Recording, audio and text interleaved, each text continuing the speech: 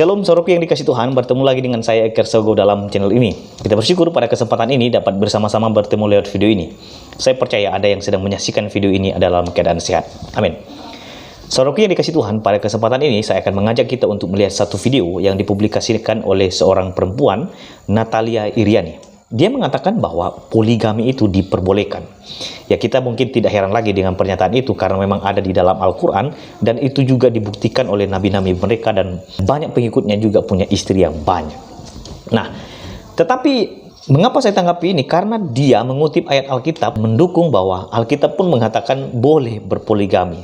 Nah, karena dia mengutip Alkitab, maka kita perlu tanggapi teman-teman.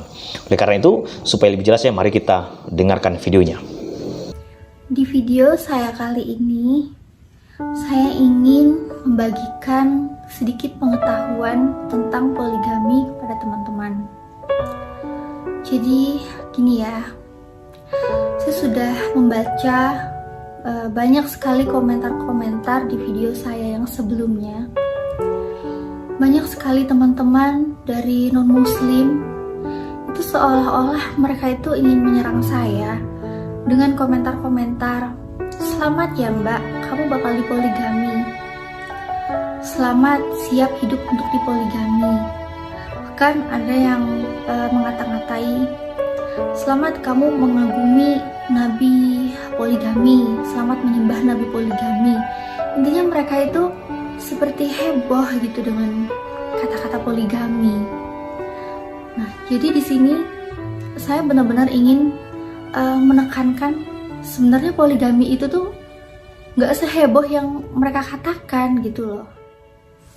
Jadi di Islam berpoligami memang diizinkan, diperbolehkan. Seperti yang kita yakini di Al-Quran pun itu menjelaskan bahwa nabi-nabi kita atau rasul-rasul kita, mereka adalah laki-laki yang memberlakukan poligami. Seperti yang kita lihat di surat Arad ke-8, "Dan sesungguhnya kami telah mengutus beberapa rasul sebelum kamu, dan kami memberikan kepada mereka istri-istri dan keturunan. Dan tidak ada hak bagi seorang rasul mendatangkan sesuatu ayat mujizat melainkan dengan izin Allah. Bagi tiap-tiap masa ada kitab yang tertentu." Nah, kita lihat di sini bahwa Allah memberikan mereka itu istri-istri. Berarti istrinya itu sudah jelas lebih dari satu. Dan hal ini pun sudah jelas gak asing lagi ya bagi teman-teman di luar Islam. Mereka sudah mengetahui bahwa Islam benar-benar mengizinkan poligami. Bahkan mereka suka menjadikan itu sebagai bahan lelucon atau bahan yang bahan untuk olok-olokan kita umat Islam yang memperbolehkan praktek poligami. Nah, sebenarnya untuk hal poligami, apakah di Injil pun melarang atau memperbolehkan adanya poligami? Jadi yang pertama, kita telusuri dulu Injil di bagian Perjanjian Lama. Saya mau ajak teman-teman untuk melihat di 1 Raja-Raja 11 ayat yang pertama. Di situ disebutkan bahwa Raja Salomo, atau kita kenal yang di Islam sebagai Nabi Sulaiman, di dalam Injil itu disebutkan bahwa Raja Salomo mencintai banyak perempuan asing. Itu di 1 Raja-Raja 11 ayat yang pertama. Dan juga di 1 Raja-Raja 11 ayat yang ketiga. Di situ disebutkan bahwa Raja Salomo memiliki 700 orang istri dan 300 gundik. Jadi total wanitanya Raja Salomo itu ada 1000 orang. Dan sekarang mari kita lihat di 2 Samuel 5 ayat yang ke-13. Di situ diceritakan bahwa Daud mengambil beberapa gundik dan istri dari Yerusalem. Dan di 1 Tawarik 14 ayat 3, di situ juga disebutkan bahwa Daud mengambil lagi beberapa istri dari Yerusalem. Nah, kalau kita lihat di Injil bahwa nabi-nabinya itu diperbolehkan poligami, lalu sebenarnya ada nggak aturan untuk berpoligami itu sendiri di dalam Injil? Kalau ada, aturannya itu seperti apa? Nah, jadi selain Injil itu memperbolehkan praktik poligami, Injil pun juga sudah mengatur bagaimana cara-cara untuk membagi warisan dalam keluarga yang berpoligami. Jadi kita bisa lihat di Ulangan 21 ayat yang ke-15 sampai 17. Di situ dijelaskan bagaimana cara-cara seseorang dalam membagi warisannya kepada anak-anak dan istri-istri yang dia poligami. Nah, kenapa sih kok sampai dibikin aturan yang seperti itu? Ya memang poligami itu perlu diatur, perlu ada aturannya. Itu supaya seseorang yang melakukan poligami, dia tidak memperlakukan istri-istrinya dan anak-anaknya itu dengan semena-mena saja. Sekarang, saya juga ingin mengajak teman-teman untuk membaca di Keluaran 21 ayat yang ke-10. Jika tuannya itu mengambil perempuan lain, ia tidak boleh mengurangi makanan perempuan itu, pakaiannya, dan persetubuhan dengan dia. Nah, jadi dari Keluaran 21 ayat yang ke-10 ini lebih ditegaskan lagi bahwa laki-laki yang berpoligami itu harus bisa berlaku adil. Jadi untuk perempuan yang satu, perempuan yang kedua, dan berapapun yang dia miliki istri untuk dipoligami itu, semuanya harus sama, baik dari pakaian, makanan, maupun hal persetubuhannya dia dengan perempuan-perempuan yang dijadikan istrinya itu.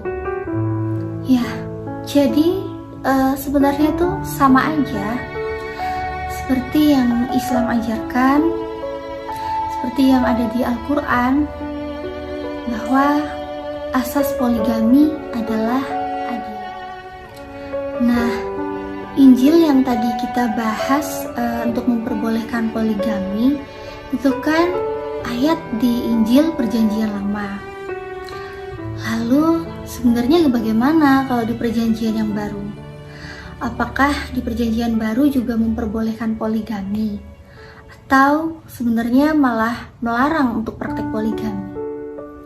Jadi sekarang saya akan mengajak teman-teman untuk membuka Alkitab di Perjanjian Baru.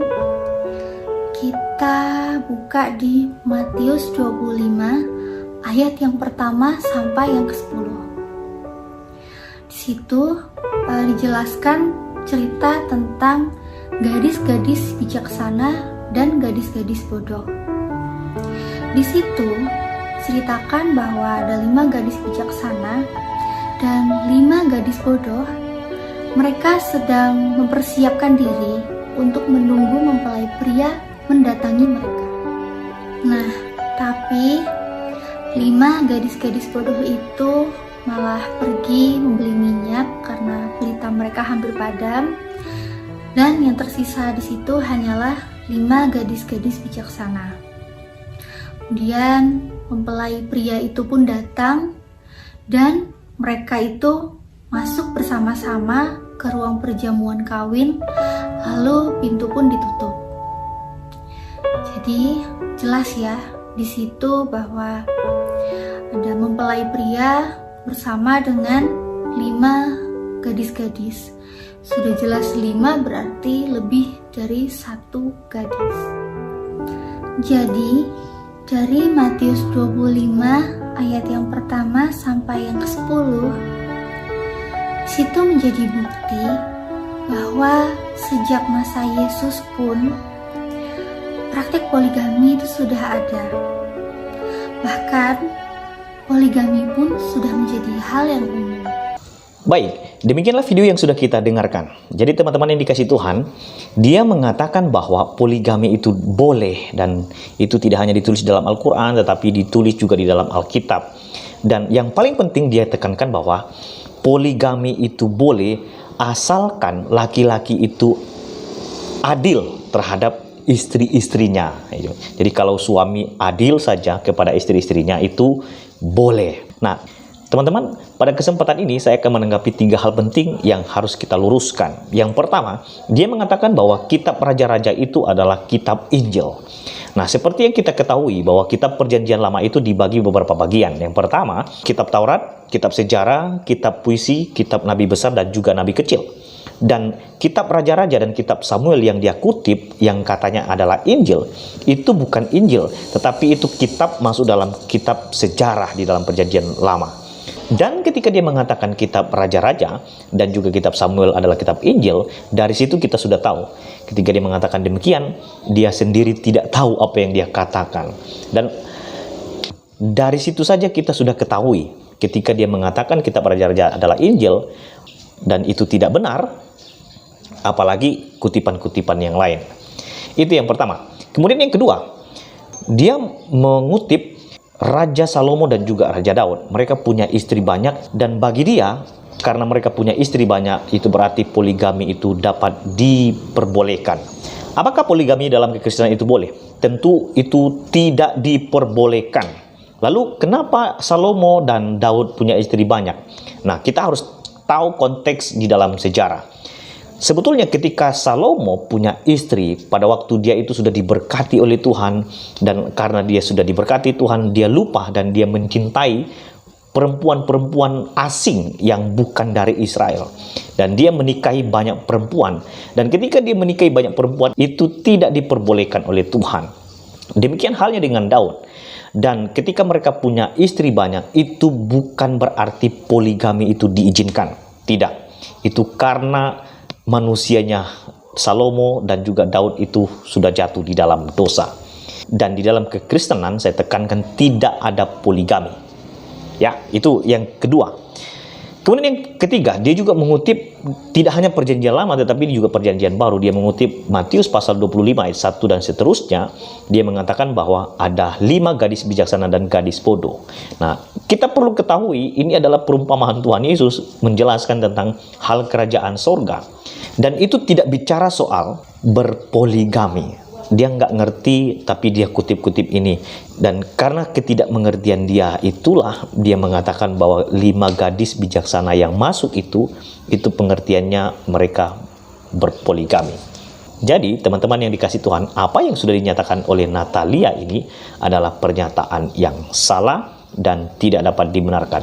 Jadi, teman-teman yang dikasih Tuhan, Alkitab tidak mengizinkan adanya poligami dalam kekristenan.